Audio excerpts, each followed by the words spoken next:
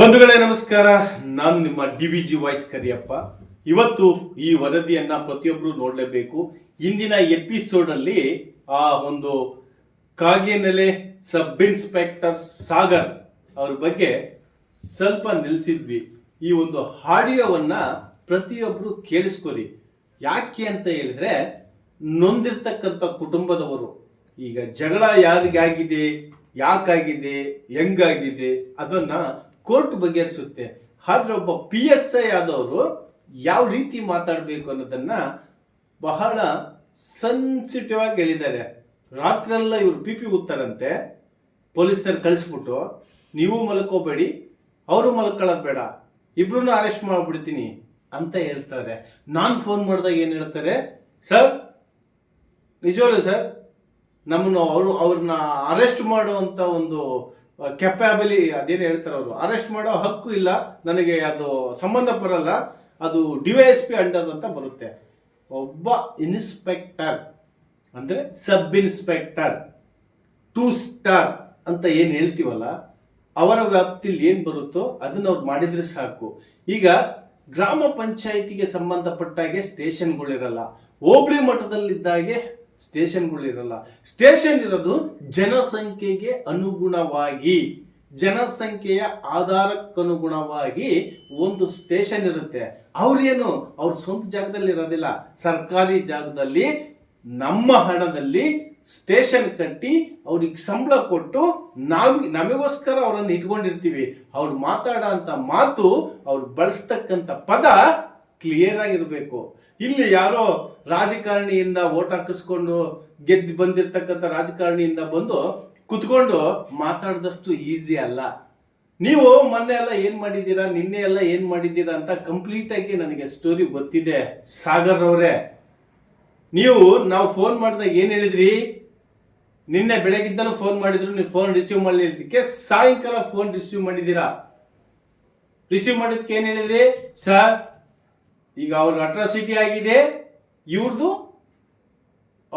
307 ಅಂದ್ರೆ ಆಫ್ ಮಾಡ್ರೆ ಕೇಸ್ ಅಲ್ಲ ರೀ. ಆ ವಿಡಿಯೋ ನೋಡಿ. ಈಗ ನಾವು ನೋಡಿಲ್ಲ ಹೊಡೆದ, ನೀವು ನಾನು ಬಿಡ್ಸಾಕ್ ಹೋದ, ನೀವು ಹೊಡೆದ, ಬಿಡ್ಸಾಕ್ ಹೋಗ್ಯಾನಿ, ನಾನು ಹೊಡೆದ, ನಾನು ಹೊಡೆದು ಉಳಿತಾನ. ಮಿಂಡ್ರಿ ಮಗನ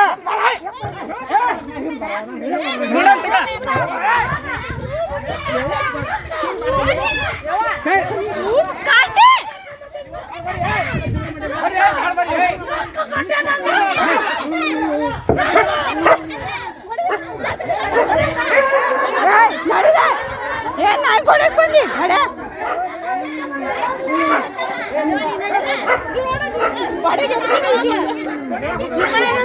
ಹೇಳ್ರಿ, ನಾನು ನುಗ್ತೇನೆ.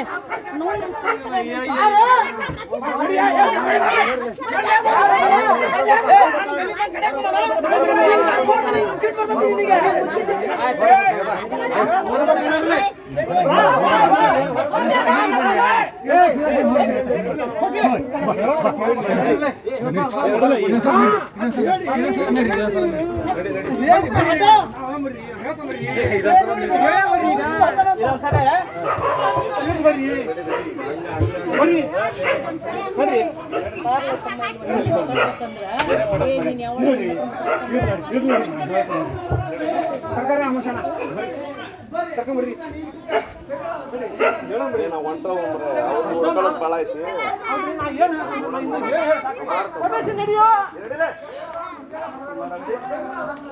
ನೋಡಿದ್ರಲ್ಲ, ಇದು ಈ ವಾಸ್ತವ್ಯಕ್ಕೆ ಅಂದ್ರೆ ಏನು, ಕೊಡ್ಲಿ ಮಚ್ಚಿ ಹಿಡ್ಕೊಂಡ್ಬಂದು ಎಗ್ರ ಬುಗ್ರ ಹೊಡೆಯಕ್ ಬರ್ತಾರಲ್ಲ, ಅವನು ಉಮೇಶ್ ಅವ್ರ ಕಮ್ಮ. ಅಂದ್ರೆ ಇವ್ರಿಗೆ ಹೊಡೆಯೋದೇ ಇವ್ರ ಕೆಲಸ. ಆಮೇಲೆ ನಾನು ಇಲ್ಲಿ ಒಂದು ಕ್ಲಿಯರ್ ಆಗಿ ಹೇಳಕ್ ಇಷ್ಟಪಡ್ತೀನಿ, ಇನ್ಸ್ಪೆಕ್ಟರ್ ಸಾಗರ್ ಅವರೇ, ಅವ್ರ ಕಂಪ್ಲೇಂಟ್ ಏನು, ನೀವು ತಗೊಂಡಿರ್ತಕ್ಕಂಥ ರಿಸೀವ್ಡ್ ಕಾಪಿ ಏನು ಅನ್ನೋದ್ರ ಬಗ್ಗೆ ಮಾಹಿತಿ ನಿಮಗೆ ಸರಿಯಾಗಿದೆಯಾ? ಅವ್ರು ಕೊಟ್ಟಿರ್ತಕ್ಕಂಥ ಕಂಪ್ಲೇಂಟ್ ಕಾಪಿಲಿ ಕ್ಲಿಯರ್ ಆಗಿದೆ.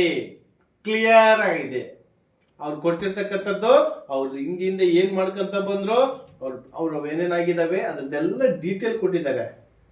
JCPಯಲ್ಲಿ ಕೆರೆಯ ನೀರನ್ನ ಹೊರಗಡೆ ಬಿಟ್ಟು ಬಾವಿಯಲ್ಲಿರ್ತಕ್ಕಂಥ ಅಂದ್ರೆ ಕೆರೆಯಲ್ಲಿರ್ತಕ್ಕಂಥ ಮೀನುಗಳನ್ನ ಯಾವುದೇ ಹರಾಜು ಪ್ರಕ್ರಿಯೆ ಇಲ್ಲದೆ ಗ್ರಾಮಸ್ಥರನ್ನ ಎದುರಿಸಿ ಮೀನನ್ನ ಹಿಡಿತಾ ಇದ್ರು.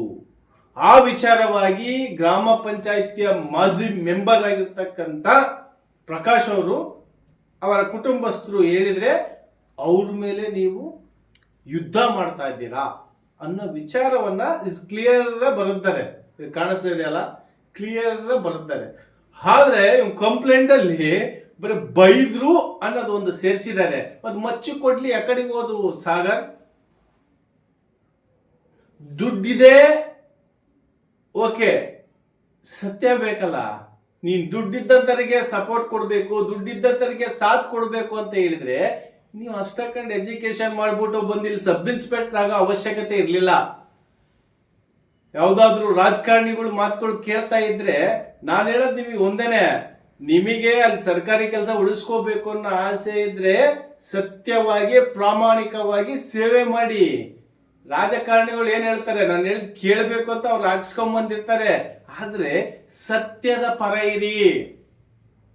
ಅವ್ರು ಕೊಟ್ಟಿರ್ತಕ್ಕಂಥ ಕಂಪ್ಲೇಂಟ್ ಏನಿದೆ, ನೀವು ಕೊಟ್ಟಿರ್ತಕ್ಕಂಥ ಕಂಪ್ಲೇಂಟ್ ಏನಿದೆ, ಅವ್ರು ಕೊಟ್ಟಿರ್ತಕ್ಕಂಥ ಕಂಪ್ಲೇಂಟ್ ಅಲ್ಲಿ ಓಸು ಬರ್ತವೆ. ಅವ್ರದ್ದು ಅಲ್ಲಿ ಕೌಂಟರ್ ಕೇಸ್ ತಗೊಳಂಗೆ ಇಲ್ಲ ನೀವು. ಆಕ್ಚುಲಿ ಅಲ್ಲಿ ಹೇಳ್ಬೇಕು ಅಂತ ಹೇಳಿದ್ರೆ ಮಚ್ಚು ಕೊಡ್ಲಿಗಳೆಲ್ಲ ಅಡ್ಡಾಡಿದಾವೆ ಅಂತ ಅಂದ್ಮೇಲೆ ಕೌಂಟರ್ ಕೇಸ್ ತಗೊಳಂಗೆ ಇಲ್ಲ ನೀವು. ಅಷ್ಟು ಕ್ಲಿಯರ್ ಬರೆದು ಕೊಟ್ಟಿದ್ದಾರೆ ಅವ್ರು ನಿಮಗೆ. ಅವ್ರನ್ನ ಅರೆಸ್ಟ್ ಮಾಡಬಿಟ್ಟು ಮತ್ತೆ ಅವ್ರ ಮನೆಯಲ್ಲೇ ಕುತ್ಕೊಂಡು ಅವ್ರಿಗೆ ಸೆಕ್ಯೂರಿಟಿ ಕೊಡ್ತಾ ಇದ್ದೀರಾ ಅಂತ ಹೇಳಿದ್ರೆ ನೀವು ನಾಚಿಕೆ ಆಗ್ಬೇಕು ನಿಮ್ ಕೆಲ್ಸಕ್ಕೆ. ಮತ್ತೆ ಆ ಹೆಣ್ಣು ಮಗಳು ಫೋನ್ ಮಾಡಿದ್ರೆ ನೆಗ್ಲಿಜೆನ್ಸಿ ಆನ್ಸರ್ ನಿಮ್ಮವು. ಯಾರು ತಪ್ಪು ಮಾಡಿದಾರೆ ಅವ್ರಿಗೆ ಶಿಕ್ಷೆ ಕೊಡ್ತೀನಿ ಬಿಡಿ. ನೀ ಯಾರೇ ಶಿಕ್ಷೆ ಕೊಡ್ಲಿಕ್ಕೆ? ಕೋರ್ಟು ಕಚೇರಿ ಕಾನೂನುಗಳು ಇದಾವೆ. ನಿನಗೇನ್ ಕೊಟ್ಟಿದ್ದಾರೆ ಅದನ್ನ ನೀನ್ ಮಾಡು. ದೊಡ್ಡಸ್ತಿಕೆಯ ಮಾತುಗಳನ್ನು ಬಿಟ್ಟು ಅವ್ರು ಕೇಳುವಂತ ಪ್ರಶ್ನೆಗೆ ನಿನ್ನ ಹತ್ರ ಉತ್ತರ ಇಲ್ಲ. ಯಾಕೆಂದ್ರೆ ಅವ್ರು ಕೊಟ್ಟಿರ್ತಕ್ಕಂಥ ಕಂಪ್ಲೇಂಟ್ ಕಾಪಿಲಿ ನೀವು ಸೆಕ್ಷನ್ಗಳನ್ನ ಹಾಕ್ಬೇಕು. ಅವರೇ ಸೆಕ್ಷನ್ಗಳನ್ನ ಹಾಕಿ ಅವರೇ ಕಂಪ್ಲೇಂಟ್ ಕಾಪಿಗಳಲ್ಲೆಲ್ಲ ಬರೆದು ಕೊಟ್ಟಿದ್ರೆ ಮತ್ತೆ ನೀ ಹಾಕಿರ್ಬೇಕು, ರೈಟ್ರು ಅಂತ ಹಾಕಿರ್ಬೇಕು, ಸ್ಟೇಷನ್ ಅಂತ ಹಾಕಿರ್ಬೇಕು, ಅವರಿಗೆಲ್ಲ ಸಂಬಳ ಕೊಟ್ಟು ಯಾಕೆ ಇಟ್ಕೊಂಡಿರ್ಬೇಕು. ದುಡ್ಡಿದ್ದಂತಂದು ದಿಮಾಕನ್ನ ನೀವು ಅವಂದು ಸತ್ಯ ಇದ್ದಾಗ ಕಾಪಾಡ್ಕೊಳ್ಳಿ. ಯಾರೋ ಒಬ್ರು ಬಡವರು ಕಷ್ಟ ಅಂತ ಬಂದಿದ್ದಾರೆ, ಕೊಲೆ ಮಾಡ್ತಾ ಇದ್ದಾರೆ, ನಮಗೆ ಸೆಕ್ಯೂರಿಟಿ ಕೊಡಿ, ಭಯ ಆಗುತ್ತೆ ಅಂತ ಹೇಳಿದಾಗ ನೀನ್ ಮಾತಾಡೋಂತ ಮಾತು ಹೇಗಿರ್ಬೇಕು?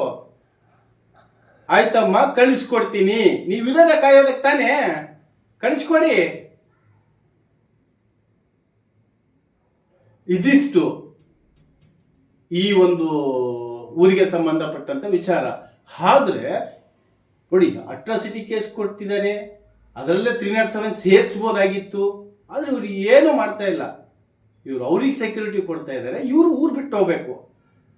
ವ್ಯವಸ್ಥೆ ಇಷ್ಟೇ ಇರೋದು. ಪ್ರತಿಯೊಬ್ರು ಅರ್ಥ ಮಾಡ್ಕೊಳ್ಳಿ, ಕಾನೂನು ಸುವ್ಯವಸ್ಥೆ ಅಡಿಯಲ್ಲಿ ಪ್ರತಿಯೊಬ್ರು ಪ್ರಶ್ನೆ ಮಾಡೋ ಹಕ್ಕಿದೆ. ಇನ್ಸ್ಪೆಕ್ಟರ್ ಆದ ತಕ್ಷಣ ಏನ್ ಕೊಂಬಿರಲ್ಲ, SI ಆದ ತಕ್ಷಣ ಏನ್ ಕೊಂಬಿರೋದಿಲ್ಲ, SP ಆದ ತಕ್ಷಣ ಏನ್ ಕೊಂಬಿರಲ್ಲ. ಅವರೆಲ್ಲರೂ ಬಂದಿರೋದು ಜನರ ಸೇವೆ ಮಾಡ್ಲಿಕ್ಕೆ. ಅದನ್ನ ನೀವು ತಿಳ್ಕೋಬೇಕು. ಪ್ರತಿಯೊಬ್ರು ನೋಡೋಂಥ ವೀಕ್ಷಕರಾಗಿರ್ಲಿ, ನಿಮಗೆ ಅನ್ಯಾಯ ಆಗಿರುತ್ತಲ್ಲ ಅವಾಗ ಧ್ವನಿ ಎತ್ತಿ ಮಾತಾಡಿ. ಅವ್ರ ಕೈಲಿ ಏನ್ ಮಾಡಕ್ಕಾಗುತ್ತೆ? ಸತ್ಯ ಕೇಳ್ರಿ. ನಾವು ಸುಳ್ಳು ಕೇಳ್ತಾ ಇಲ್ವಲ್ಲ. ನಾ ಕೇಳ್ತಾ ಇರ್ತಕ್ಕಂಥದ್ದು ಕಂಪ್ಲೇಂಟ್ ಕಾಪಿಯಲ್ಲಿ ಏನಿದೆ ಅದನ್ನ ಕರೆಕ್ಟಾಗಿ ಅವರು ಸೇರಿಸ್ಕೊಂಡು ಅದಕ್ಕೆ ಸಂಬಂಧಪಟ್ಟಾಗೆ ಸೆಕ್ಷನ್ಗಳನ್ನ ಹಾಕಿ ಅವ್ರು ಕೇಸ್ ಮಾಡಿಬಿಟ್ಟಿದ್ರೆ ಅವ್ರ ಕೌಂಟರ್ ಕೇಸಲ್ಲಿ ತಗೊಳಂಗೆ ಇರಲಿಲ್ಲ. ಯಾಕೆ ಅಂತ ಹೇಳಿದ್ರೆ ಆ ವ್ಯಕ್ತಿ ಮೈಯಲ್ಲೆಲ್ಲ ರಕ್ತ ಬರ್ತಾ ಇದೆ. ಅದೇನ್ ಸರ್ಕಾರನೋ, ಅದೇನು ವ್ಯವಸ್ಥೆನೋ, ಅದ್ಯಾರ ಆಶೀರ್ವಾದ ಇದೆಯೋ ಉಮೇಶ, ಆದಷ್ಟು ಬೇಗ ತಪ್ಪಿಕಸ್ತರಿಗೆ ಶಿಕ್ಷೆ ಆಗ್ಬೇಕು, ಒಳ್ಳೆಯವರಿಗೆ ಶಿಕ್ಷೆ ಆಗಬಾರದು ಅಂತ ಈ DVG ವಾಯ್ಸ್ ನಿಮ್ಮದೇ ಧ್ವನಿಯಲ್ಲಿ ಪ್ರತಿಯೊಬ್ಬರಿಗೂ ತಿಳಿಸ್ತಾ ಇದೆ. ನಮಸ್ಕಾರ.